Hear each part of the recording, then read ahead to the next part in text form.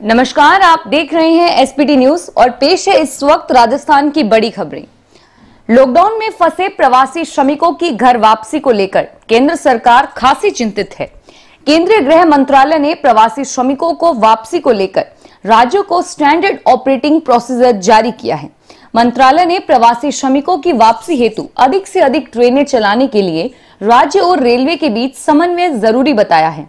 मंत्रालय की ओर से राज्य सरकारों के मुख्य सचिवों को पत्र लिखा गया है। कोरोना संक्रमण के कारण लगे लॉकडाउन में देश के विभिन्न राज्यों में लाखों की तादाद में श्रमिक फंस गए हैं।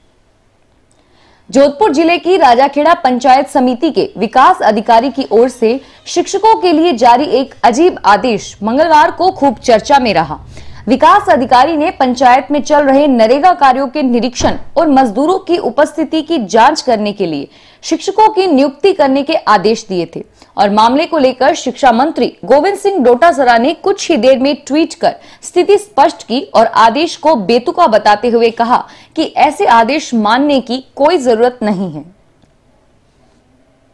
कांग्रेस और भाजपा के बीच सियासी खींचतान का हाल ये है कि 3 दिन बाद भी उत्तर प्रदेश की भाजपा सरकार ने कांग्रेस की ओर से भेजी गई निजी बसों को लेने से इनकार कर दिया।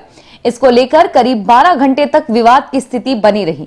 कभी बसों को लेकर लखनऊ भेजने तो कभी कागजी दस्तावेज पूरे होने पर ही प्रवेश देने की बात कही। हालांकि शाम तक विवाद सुलझ नहीं सका।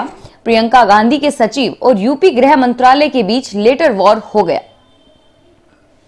लॉकडाउन 4.0 में उत्पादन गतिविधियों में भी रफ्तार है। राजस्थान की 89% मेगा औद्योगिक इकाइयों में उत्पादन कार्य आरंभ हो गया है और वहीं करीब 2/3 वृद्धाकार औद्योगिक इकाइयों में उत्पादन शुरू हो गया है।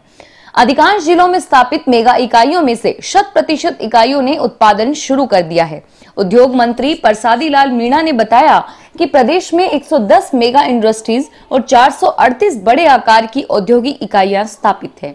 जयपुर, भीलवाड़ा, जोधपुर आदि में स्थानों पर कर्फ्यू की स्थिति के कारण कुछ बड़ी और मेगा इकाइयों द्वारा चाहते हुए भी उत्पादन आरंभ नहीं किया जा सका।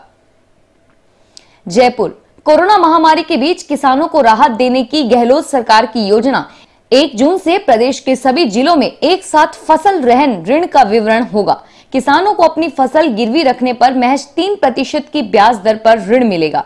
7% ब्याज सरकार वहन करेगी और इसके लिए कृषक कल्याण कोष में हर साल राज्य सरकार द्वारा 50 करोड़ रुपए का अनुदान दिया जाएगा। राजस्थान में 59 दिनों से लॉकडाउन जारी है, जो 31 मई तक चलने वाला है। कोरोना से लड़ाई के बीच सबसे जरूरी चीजों जैसे कि राशन, भोजन मुहैया कराने के लिए युद्ध स्तर पर प्रयास हो रहे हैं, पर यही तेजी महिलाओं की सबसे बड़ी जरूरत सैनिटरी पैड्स के लिए भी जरूरी है। राज्य सरकार ने आंगनबाड़ी कार्यकर्ताओं के जरिए सैनिटरी पैड्स घर घर पहुंचाने की पहल की है, लेकिन अब भी प्रदेश की करीब 75 लाख महिलाओं और बच्चियों में से इससे कई लोग वंचित हैं। अजमेर, कोरोना के चलते लॉकडाउन में मजदूरों को कई दिक्कतों का सामना करना पड़ रहा है। कारखाना मालिकों ने जो पैसा दिया था वह खर्च हो गया। लॉकडाउन खुलने की उम्मीद में कई मजदूर घर नहीं आए, लेकिन चौथे चरण की घोषणा होते ही उनका धैर्य जवाब दे गया। कई श्रमिकों ने पुरानी साइकिलें खरीद ली ताकि इसी से घर जा सके। यह प्रयास भी बेकार गए और साइकिलें बेचनी पड़ गई। यह व्यथा भीलवाड़ा की एक धागा फैक्ट्री के श्रमिकों की है, जो उत्तर प्रदेश, बिहार व झारखंड के निवासी हैं। इनमें से करीब 35 मजदूर भीलवाड़ा से साइकिल खरीदकर अपने घर के लिए निकले थे। अजमेर, धौलपुर, एक और आम जन में कोरोना का भय है और लॉकडाउन का सामना करना पड़ रहा है। सरकार और चिकित्सा विभाग की ओर से जांच, चिकित्सा व अन्य व्यवस्थाओं की कमी नहीं रखी जा रही, लेकिन इसके बावजूद कहीं ना कहीं कमियां रह जाती है। ऐसा ही मामला धौलपुर का है। राज्य सरकार ने भरतपुर मेडिकल कॉलेज में कोरोना संदिग्धों के नमूनों की जांच सुविधा शुरू की थी।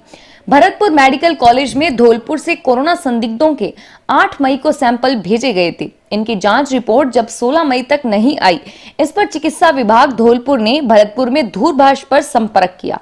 इस पर जवाब मिला कि उनके भिजवाए सैंपल गुम हो गए और फिर से सैंपल भिजवाने होंगे। अजमेर में लॉकडाउन अवधि में दिवंगत हुए व्यक्तियों की अस्थियों को लेकर हरिद्वार विसर्जन के लिए उनके परिजन मंगलवार को रवाना हो गए। प्रथम चरण में 36 दिवंगतों के परिवार के 72 सदस्यों को हरिद्वार भेजा गया। 2 निजी बसों से इन तीर्थ यात्रियों को अग्रसेन विहार क्षेत्र से रवानगी दी गई। यह सभी सदस्य पुष्कर भी जाएंगे। फिलहाल इस बुलेटिन में इतना ही और फिर हाजिर होंगे कुछ बड़ी खबरों के साथ। एसबीटी न्यूज के वीडियो देखने के लिए हमारे चैनल को सब्सक्राइब करें और नोटिफिकेशन पाने के लिए बेल आइकन पर क्लिक करें। धन्यवाद।